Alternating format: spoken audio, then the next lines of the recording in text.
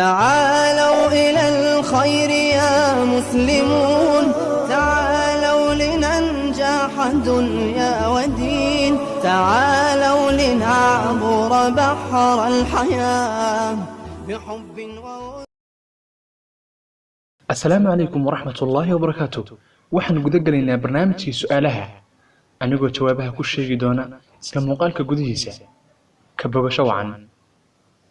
su'aasha koowaad, sheeg micnaha magaca Jibriil.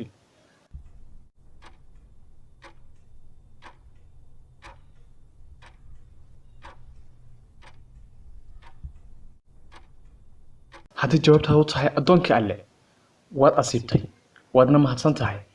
haddii kalena waxaad samaysay isku day wanaagsan. su'aasha labaad, sheeg ninkii dakhray nabiga sallallahu alayhi wasallam dagaalka Uhud.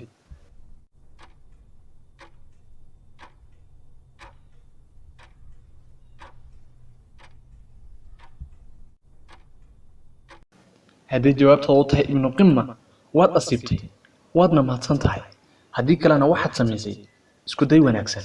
su'aasha saddexaad, sheeg ninkii sixray nabiga sallallahu alayhi wasallam ee yahuudiga ahaa.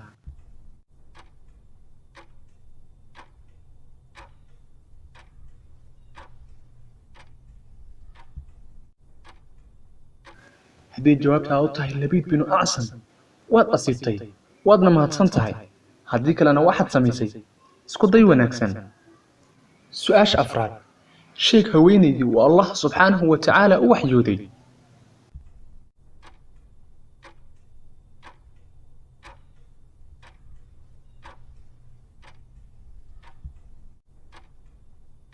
haddii jawaabtaadu tahay waa nebi muuse hooyadii, waad asiibtay, waadna mahadsan tahay. haddii kalena waxaad samaysay isku day wanaagsan.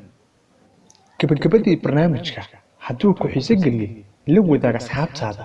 haddaad ku cusub tahay, subscribe channelka si aad u hesho macluumaadku raali geliya. waad mahadsan tahay. تعالوا نبدد سوء الظلم